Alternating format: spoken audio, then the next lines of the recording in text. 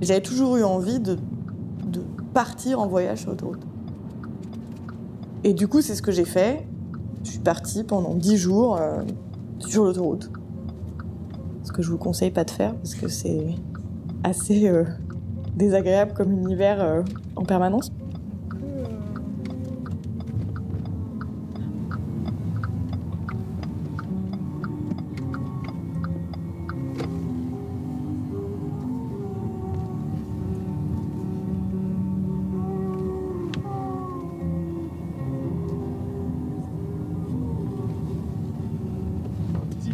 Je cherche l'ombre.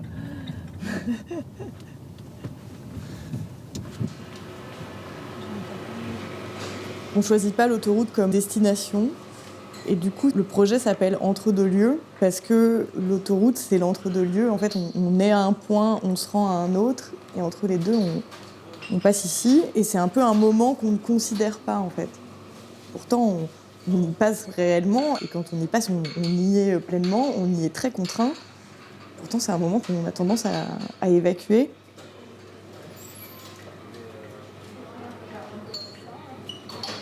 Moi, ce que j'aimais, c'était l'autoroute des années 80-90, où il y a la station-service, le parking, plus loin le restaurant, et tout ça est intégré dans un paysage, et où c'est vraiment des lieux qui n'existent que sur l'autoroute. Vraiment ce concept de l'aire d'autoroute, où si on transpose ce qu'il y a dessus ailleurs, ça n'a aucun sens. Et là, tout à coup, je constatais qu'ils se mettaient à tout raser et à construire un seul pôle où on retrouvait, qui ressemblait un peu à des mini-centres commerciaux, et où on retrouvait des marques qu'on trouve en ville. Il y en avait même où il y avait des petits supermarchés. Et en fait, je me suis dit, mince, l'autoroute que j'affectionne, elle est en train en plus de disparaître, quoi. Donc du coup, je me suis focalisée sur, entre guillemets, l'autoroute d'autrefois, quoi. Qui était encore actuelle, mais qui, je pense, dans quelques années, n'existera plus.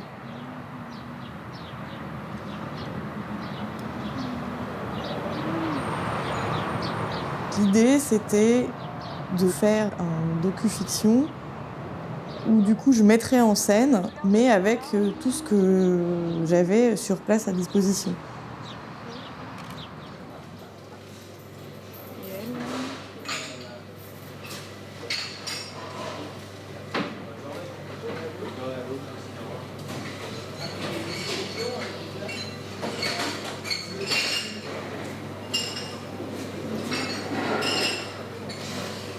Donc voilà, c'est un peu méchant, hein, je regarde la tête, les habits, les visages qui ont l'air un peu expressifs ou pas du tout.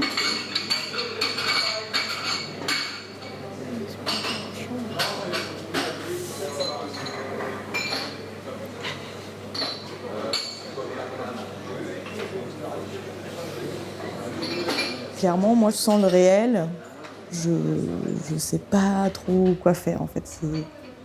J'ai vraiment besoin du réel pour construire des choses. Et du coup, je me suis dit, plutôt que de faire un documentaire sur le monde de l'autoroute, je vais faire un docu-fiction. D'abord, je note très factuellement toutes les caractéristiques de l'autoroute qui me plaisent, mais je vais assez loin, quoi, dans les recherches. Je regarde quand est-ce que c'est apparu les premières autoroutes, pourquoi, nanana. Enfin, clairement, je m'en servirais pas, mais je sais pas, j'ai une espèce de besoin d'avoir balayé le champ au maximum. Et puis, et c'est des trucs très très factuels comme ça, et des trucs beaucoup plus impalpables. Et voilà, et en fait, en y étant, je me suis rendu compte que sur tous ces aspects qui pouvaient m'intéresser, tout se rejoignait sur cette notion d'entre-deux, en fait. On était entre deux lieux, les usagers étaient présents et en même temps dans leurs pensées, et en plus ils étaient présents de façon très très primaire. Je roule, je mange, je vais aux toilettes, enfin voilà, très basique. Et en même temps, je pense que dans leur tête, ils peuvent être très très loin.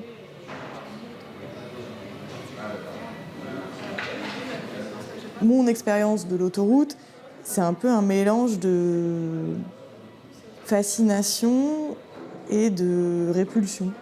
Et les moments que je peux y vivre, je vais jamais m'infliger de... Enfin si, là je me suis infligée d'aller sur l'autoroute, mais sinon dans la vie courante, je vais jamais m'infliger d'y aller. Et en même temps, j'ai des très bons souvenirs d'autoroute parce qu'on avance, on est encore un peu là où on était, on est déjà là où on va, on est en même temps dans plein d'autres pensées. Enfin voilà, je trouve que c'est un lieu très favorable à l'introspection, qui est une posture que je trouve très importante dans la vie et que je trouve assez belle à observer.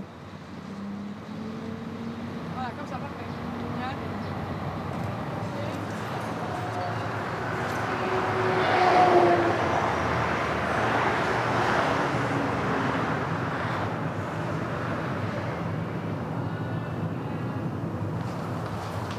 On recule un peu.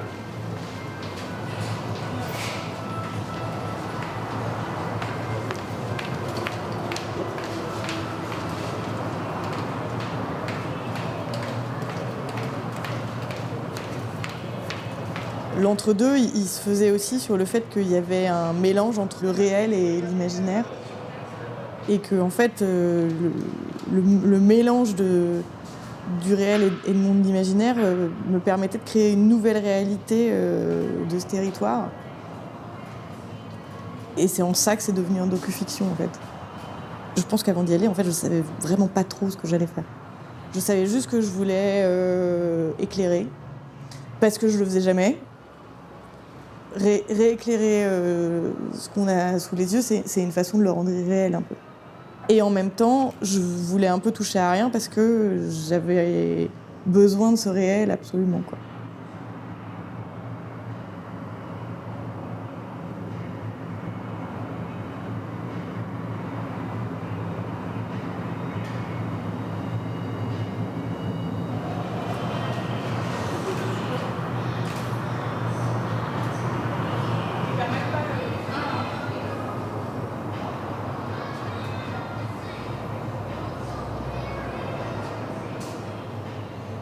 En fait, ce qui était chouette, c'était que tout était tout le temps flottant.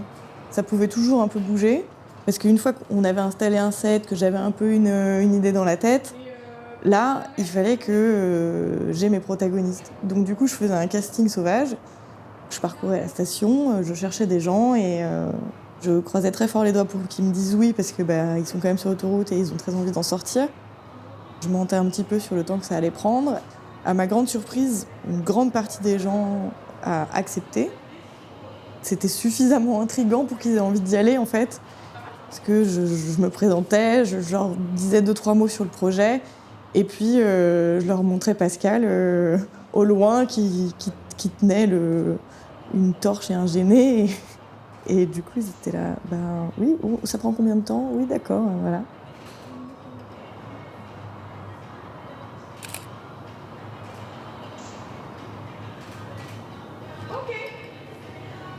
À partir du moment où on ramène les gens,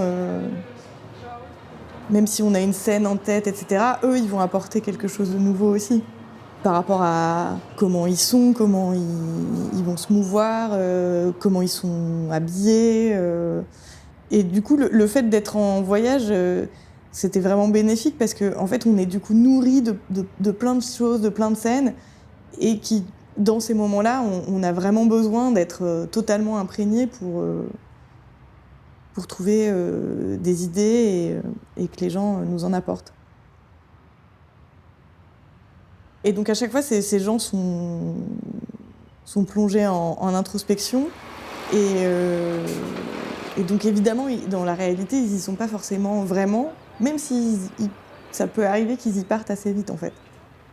Mais ce qui était assez intéressant, c'était que dès que je leur parlais un peu de moi, ce que je pouvais ressentir sur l'autoroute, ils voient tout de suite de quoi on parle. Et moi, je me suis dit, ah oui, donc en fait, c'est un sentiment relativement universel, en fait. Et donc, c'est bien ce territoire-là qui a cette capacité, en fait, de nous mettre dans cette posture d'introspection. Et ça me plaisait beaucoup, de me rendre compte que ça le faisait sur tout le monde et que, du coup, voilà, c'était une preuve un peu de l'influence d'un territoire sur une personne.